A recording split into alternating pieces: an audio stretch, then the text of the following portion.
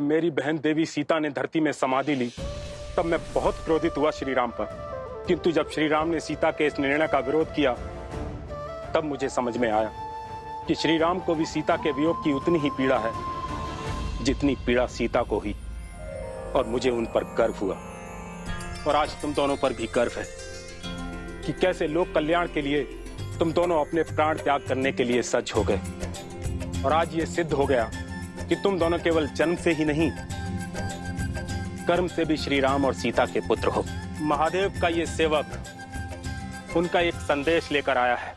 वर्षों पूर्व तुम्हारे पूर्वज राजा भागीरथ ने गंगा को इस धरा पर उतारा था और इस संसार का कल्याण किया था। आज पुनः उसी संसार के कल्याण हेतु उसी गंगा की सहायक नदी अर्पा, जो कि दक्षिण की ओर से बहती है, तुम्हारे शिवलिंग पर गिरकर इस धरा को पवित्र करेगी।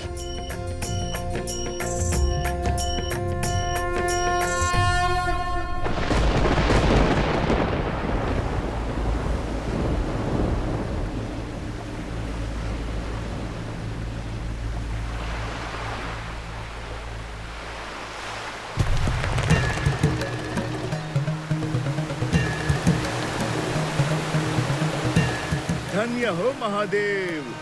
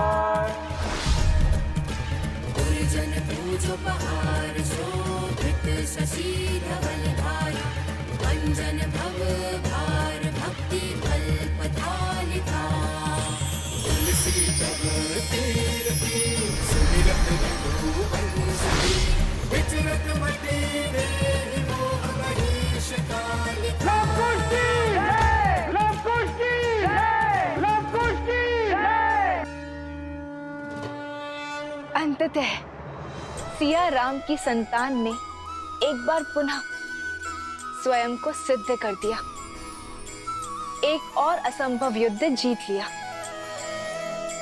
परंतु महादेव, पहले पिता से पृथक होने का दुख, फिर अपनी माता को खोने का दंश, और अब जगत कल्याण के पथ पर आए अनगिनत कष्ट। क्या लवकुश की इतनी परीक्षाएं उचित है? क्या उनसे सुख और शांति से जीवन जीने का अधिकार छीनना न्याय संगत है? देवी, हर परीक्षा अपने साथ एक नई सीख लेकर आती है। लवकुश के जीवन में आई ये परीक्षाएं उनके लिए एक नई सीख तो लाई ही हैं, साथ ही संसार के समक्ष कुछ सिद्ध करने के लिए भी आई हैं। यूं समझ लीजिए कि सत्य का आवरण हटाने के लिए ही उत्पन्न हुई है। कैसा सत्य महादेव? वही सत्य देवी जिसे आपने जाना है, जिसे लवकुश ने अनुभव किया है, जिसे श्री राम ने जन्म से पाया है, और अब लवकुश अपने कर्म से पा रहे हैं। इनके भीतर से निकली ज्योत सारे संसार को जगमग कर रही है, अर्थात इनका मन पूर्णतः स्थिर है।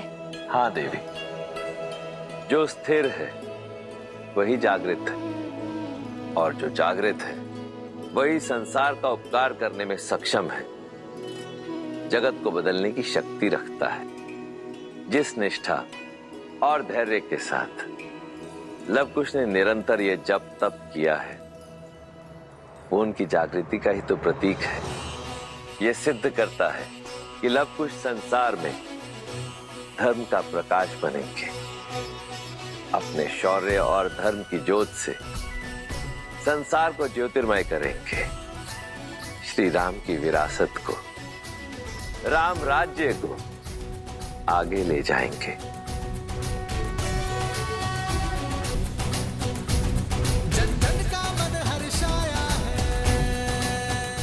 राजकुमार लव, राजकुमार कुश, आपने हमें संकट से तो मुक्ति दिला ही दी, हमारी ओर से एक प्रार्थना और स्वीकार कर लीजिए। हमारे राज्य को कौशल की शरण में ले लीजिए और उसकी बागडोर संभाल लीजिए। जो भी राज्य श्री राम की शरण में आएगा उसे तो हमें स्वीकार करना ही होगा, किंतु इस राज्य की बागडोर लव नहीं, केवल कुश संभालेगा।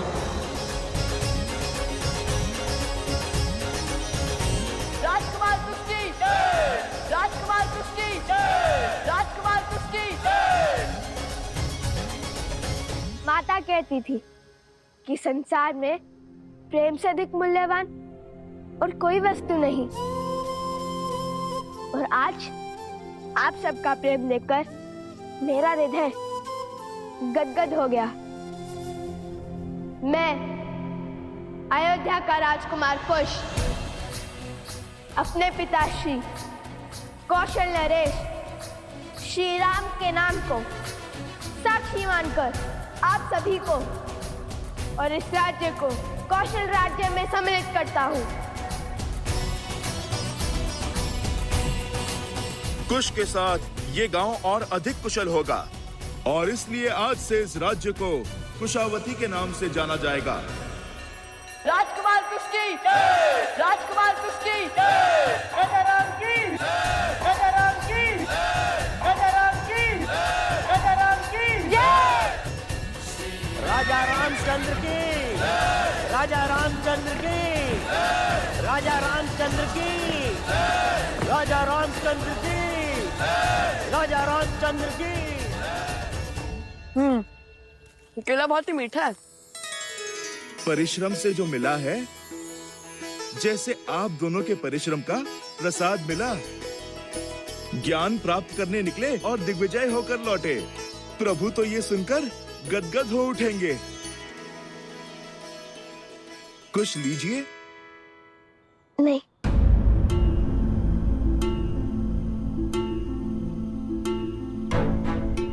क्या हुआ हनुमान जी, रुक क्यों गए?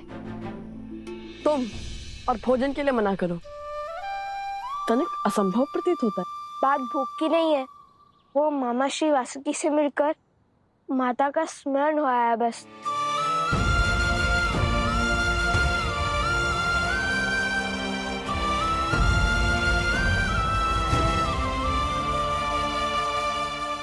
देख रहे हैं ना प्रभु, जो पीड़ा आप सह रहे हैं, आपके पुत्रों को भी उसी का दंश सता रहा है।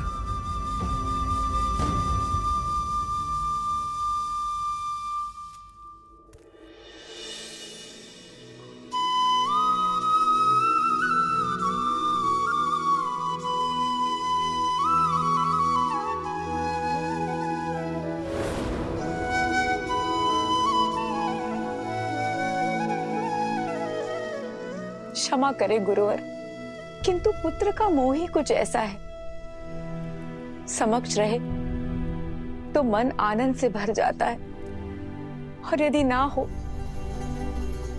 तो आंखें भर आती हैं। आज मेरे मन में सहस्त्र प्रश्न उठ रहे हैं। क्या अयोध्या को कभी संपूर्ण सुख की प्राप्ति होगी?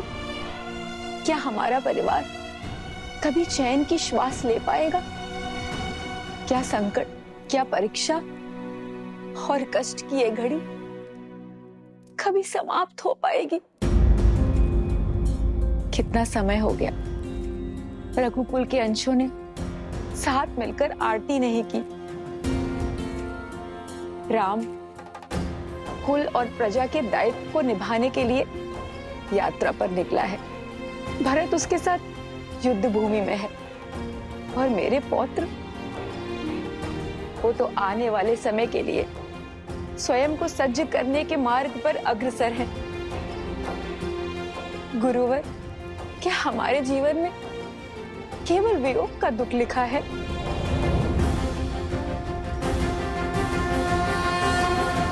देवी, यह वंश, यह परंपरा केवल एक परिवार नहीं, एक धरोहर है, साक्षात नारायण की।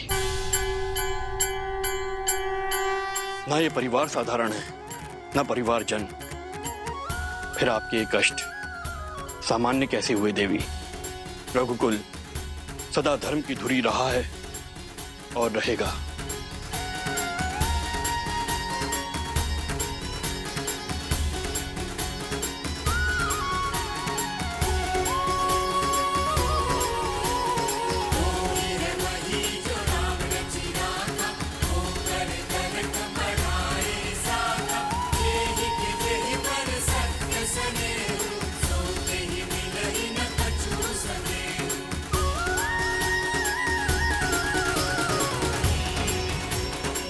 सूर्य वंश है ये। सूर्य स्वयं तपकर ही प्रकाश देता है। स्वर्ण के आभूषण को बनाने वाली भट्टी को आंच सहनी पड़ती है।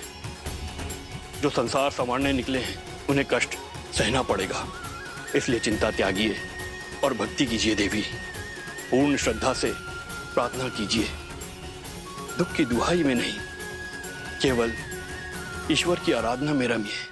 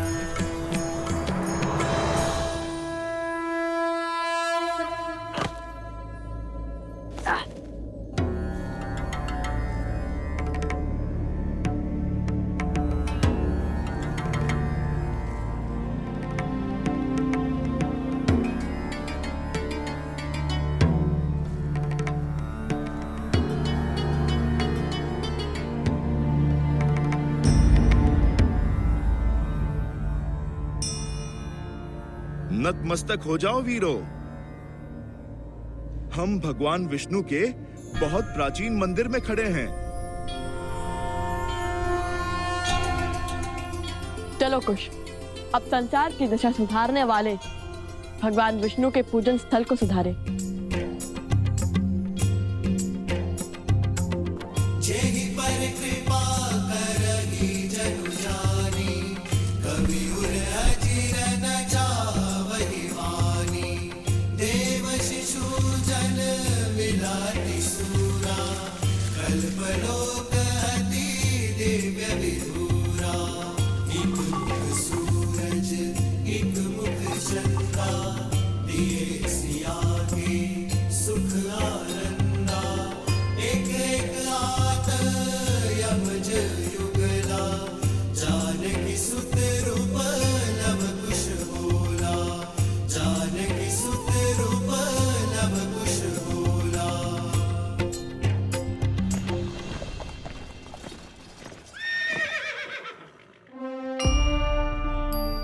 पिताश्री, पिताश्री,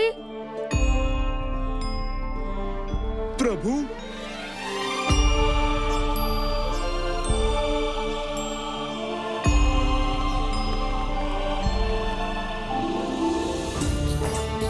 पिताश्री, पिताश्री,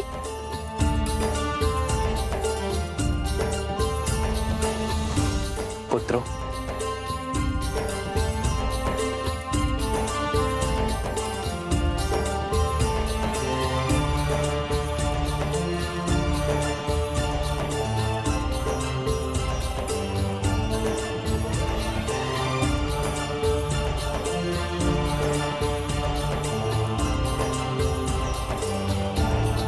चाचा श्री,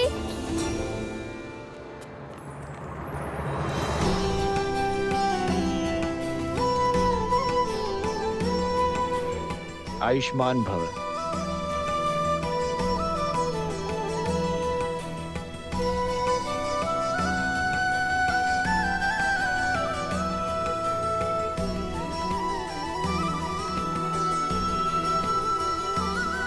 प्रभु वो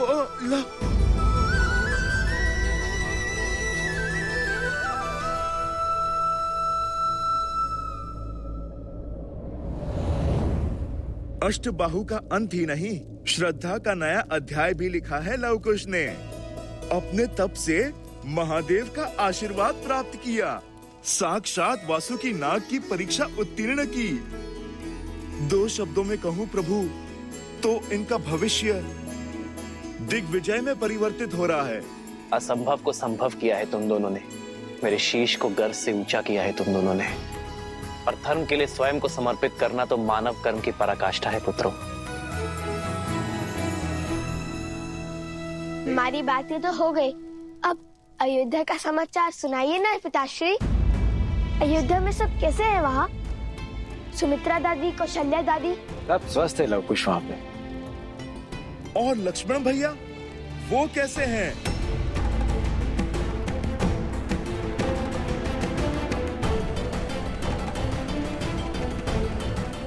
अयोध्या सकुशल है हनुमान, चिंता की कोई बात नहीं है। और रहा मेरे लक्ष्मण का प्रश्न, तो वो अपने इस भ्राता, अपने राम की प्रतीक्षा में है। आपको उन्हें कहना होगा कि वो मुझे मृत्यु का ये दंड भोगने की आज्ञा दे दे। चाहिए हनुमान जी, और शुभ समाचार लेकर ही लौटिएगा। अयोध्या की लाज अब आप ही के हाथ में है। भैया इतने समय के पश्चात लवकुश से भेंट हुई, आज रात्रि हम यहीं रुक जाएं? अवश्य भरत।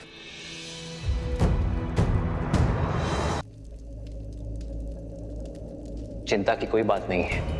और रहा मेरे लक्ष्मण का प्रश्न, तो वो अपने इस भ्राता, अपने राम की प्रतीक्षा में है। तो क्या लक्ष्मण भैया अभी तक प्रभु श्री राम की आज्ञा की प्रतीक्षा कर रहे हैं? हनुमान जी,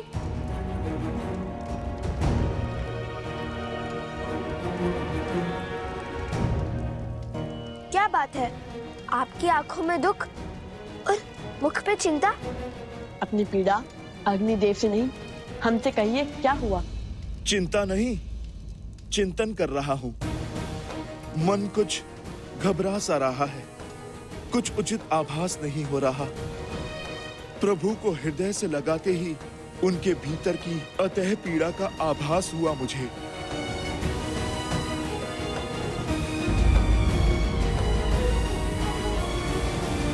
पीड़ा?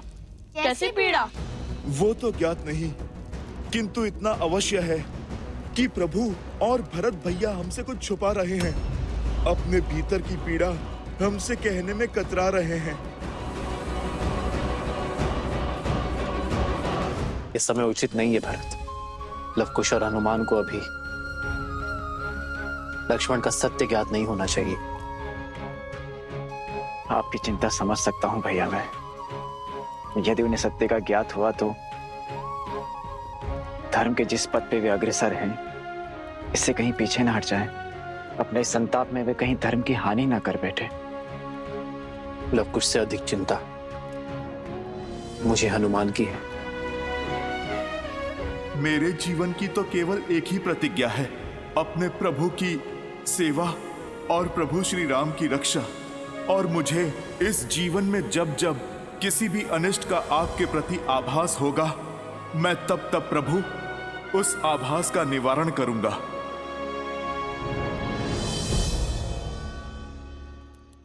प्रभु की पीड़ा का कारण जानने का एक मार्ग है।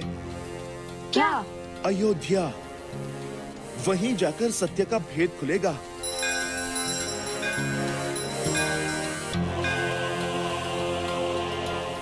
मैं यूं गया और यूं आया।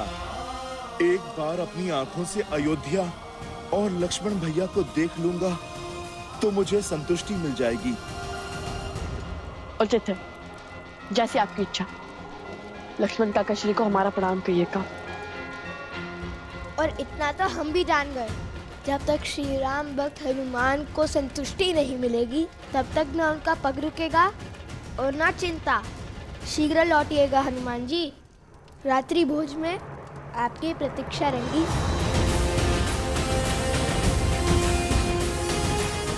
जय श्री राम।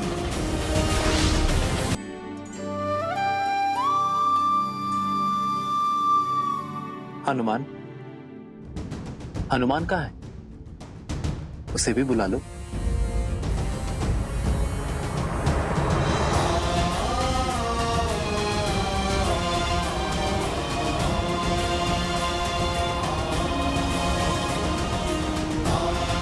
न जाने उन्हें आप पे किस दुख का आभास हो रहा था, क्या चिंता खा रही थी उन्हें, जो वो अकस्मात ही लक्ष्मण काका श्री से मिलने अयोध्या की ओर बढ़ गए। भैया लक्ष्मण तो अयोध्या में है ही नहीं। यदि हनुमान जी को सत्य का ज्ञात हो गया तो? नहीं अर्थात कहाँ गए लक्ष्मण काका श्री? क्या हुआ उनके साथ?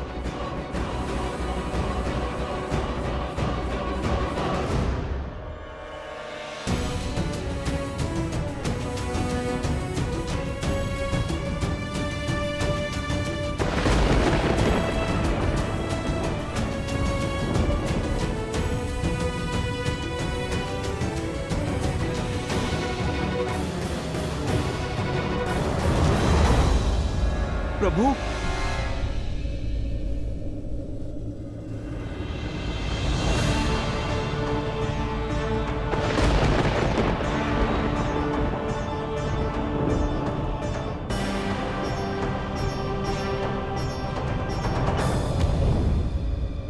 प्रभु, प्रभु, प्रभु, भैया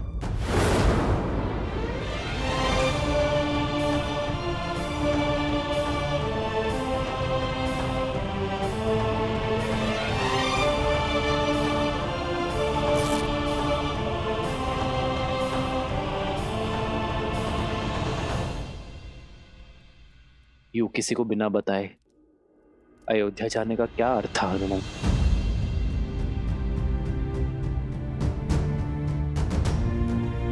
मुझे लगा मैं तुमसे छुपा लूंगा, किंतु ये कैसे भूल गया कि एक भक्त की श्रद्धा में भगवान को विवश करने की शक्ति होती है। हनुमान, मैंने तुम सबसे एक सत्य छुपाया है, और वो सत्य ये कि लक्ष्मण ने सरयू में जल समाधि ले ली है।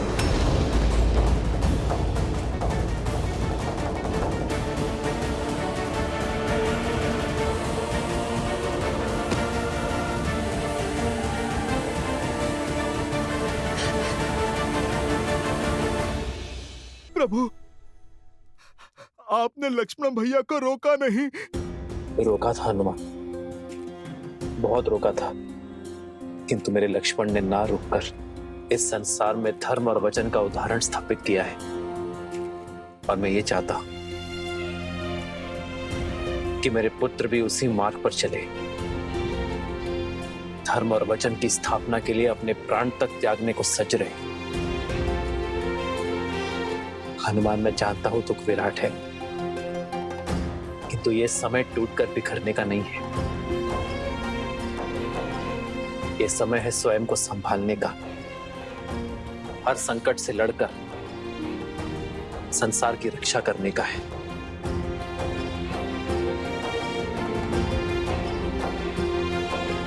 धर्म की स्थापना करना है, रघुकुल की रीत निभाना है। मेरा विश्वास करो हनुमान, और कोई समस्या नहीं है। ये अयोध्या और अयोध्यापति सकुशल है, इसलिए तुम चिंता छोड़ो और लवकुश के साथ दिग्विजय की यात्रा में आगे बढ़ो। नहीं प्रभु, आप मुझे स्वयं से दूरी का दंश मत दीजिए। प्रभु, आप मुझे अपने साथ रहने की आज्ञा दीजिए, आज्ञा दीजिए प्रभु। आप कहें या ना कहें, ये भक्त सब समझता है प्रभु। लक्ष्मण भैया के बिना आप कितने कष्ट में होंगे प्रभु। माता सीता, अब तो माता सीता भी नहीं है आपकी पीड़ा हरने के लिए। प्रभु आप मुझे इस विकट घड़ी में स्वयं से पृथक मत कीजिए प्रभु।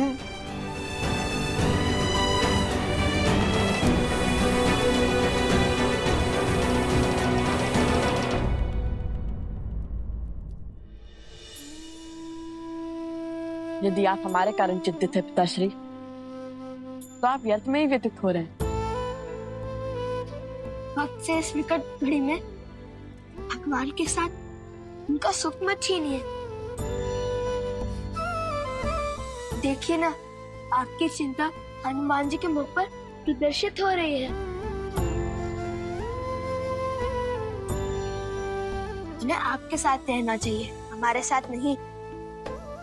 हम पर विश्वास कीजिए और ऐसे एक भक्त की आस मत तोड़िए। हनुमान,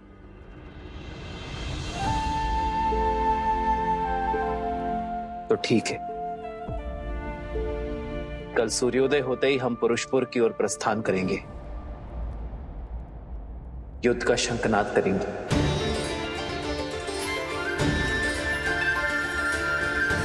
और तुम भी हमारे साथ ही चलोगे हनुमान।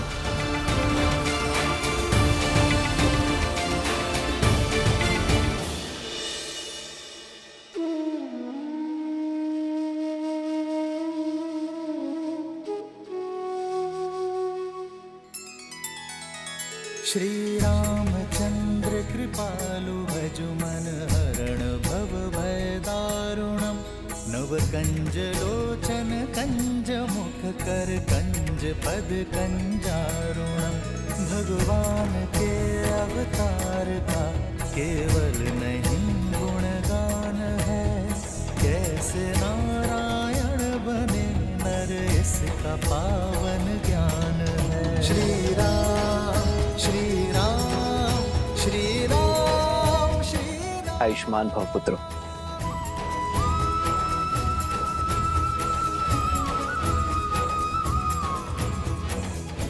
अपने दिग्विजय को संपूर्ण करने के लिए सज्ज हो। सेना भी सज्ज है भैया।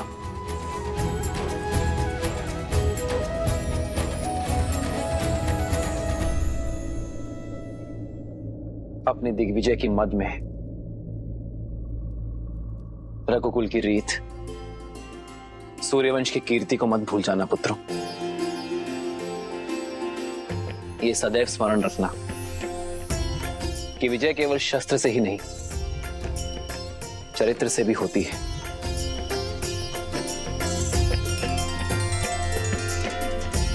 तुम दोनों केवल रघुवंश के अंश नहीं हो, धर्म के पथिक भी हो।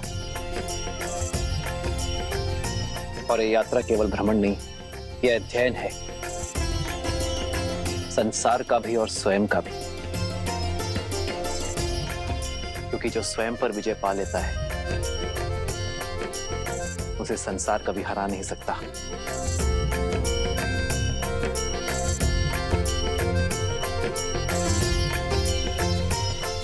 आयुष्मान भव।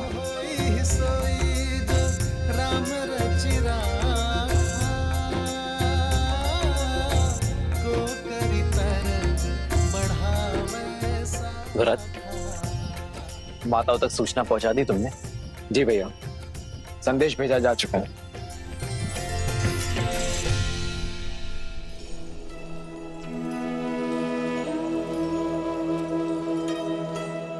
माता, पत्र आया है।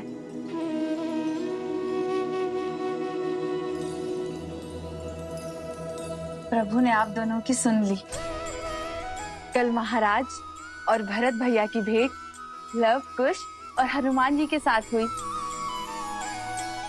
और रात्रि में भोजन भी उन लोगों ने साथ में ही किया। तुम सत्य कह रही। धन्यवाद नारायण, धन्यवाद। मेरे पोते अपने पिता से मिले, उनका आशीर्वाद पाया, इससे सुखद और क्या हो सकता है। लव और कुश अपने भारत भ्रमण को संपूर्ण करने के लिए आगे बढ़ रहे हैं और राम और भरत पुरुषपुर की ओर अग्रसर हैं, उन दुष्ट गंधर्व के अंत के लिए सज्ज हैं।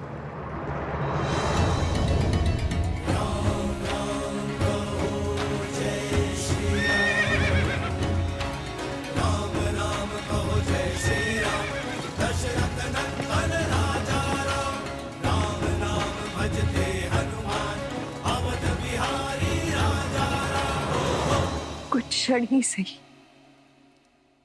मन की शांति के लिए शीतल छाया तो मिली। आपका कोटि कोटि आभार प्रभु।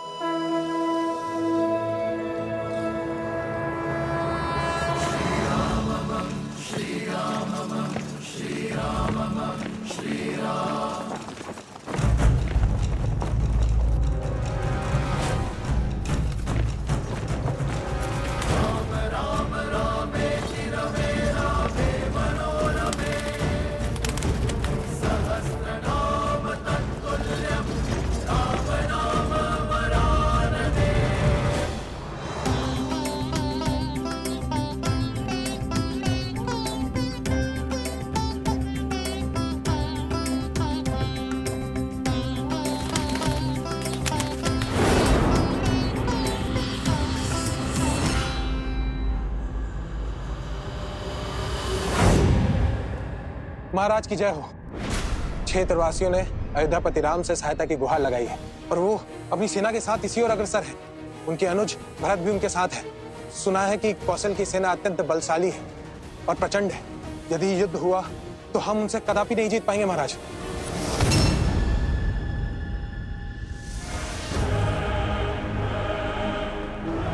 जिस सेना के विरुद्ध हमारी जीत असंभव है वो युद्ध भूमि तक पहुंचेगी नहीं।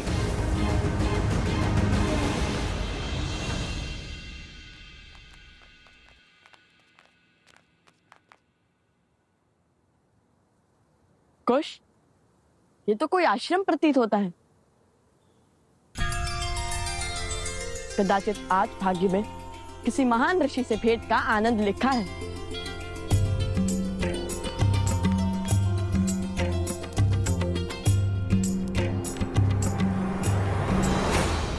कौन हो तुम? किससे मिलना है? वेशभूषा से नहीं समझे मित्र, हम ऋषि कुमार हैं।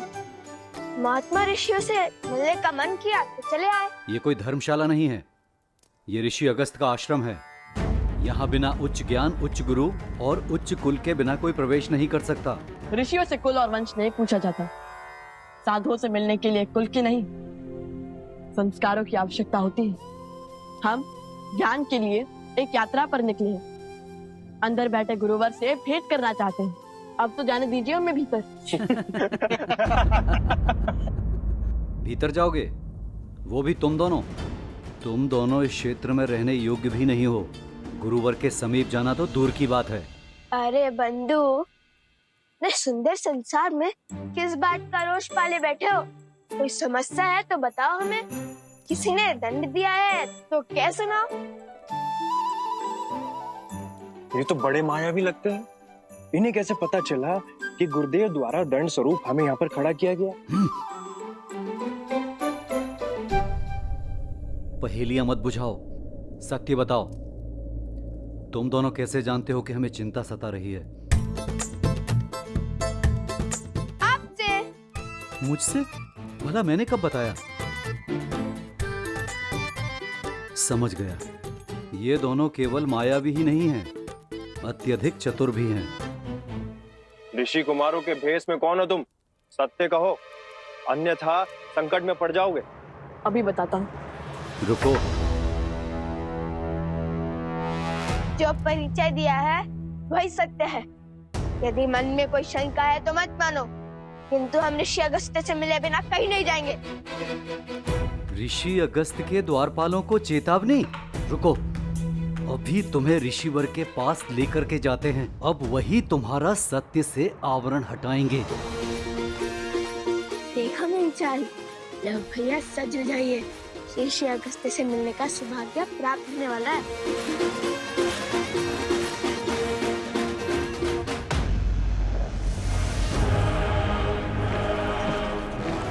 वो देखिए महाराज, राम की सेना घाटी में प्रवेश कर चुकी है।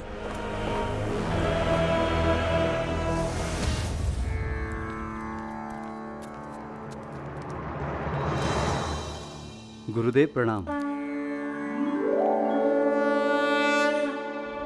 गुरुदेव, ये बालक आपसे मिलने की हट कर रहे थे। वेश तो किसी ऋषि कुमारों वाला है, किंतु आत्मविश्वास किन्हीं राजकुमारों सा है। इतना अहंकार तो किसी मायावी दानव में नहीं होता जितना इन दोनों में है। जानते हो ये दोनों कौन है? अवश्य, मायावी धूर्त हैं दोनों। नहीं, अयोध्यापति श्री राम और देवी सीता के पुत्र लवकुश हैं। प्रभु श्री राम और सीता माता के पुत्र। हमें क्षमा कर दीजिए, हमें क्षमा कर दीजिए ऋषि कुमार, नहीं राजकुमार। आपको पहचानने में हमसे भूल हो गई। उठो उठो मित्र।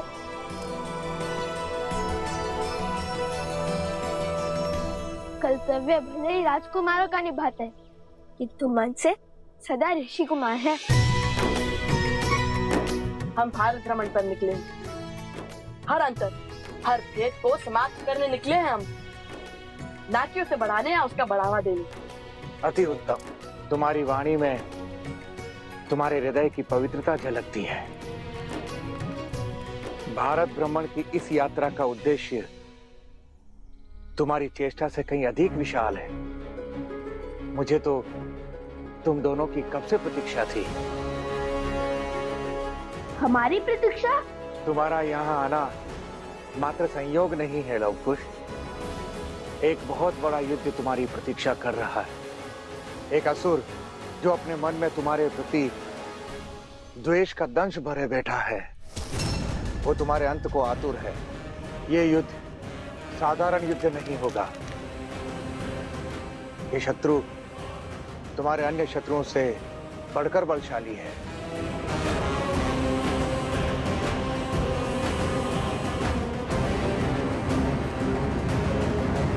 वो भी तुम दोनों की भांति पितृभक्त है, जो अपने पिता की मृत्यु का प्रतिशोध लेने का प्रण लिए बैठा है। कौन है वो उसे? कुंभकर्ण पुत्र देवावीर।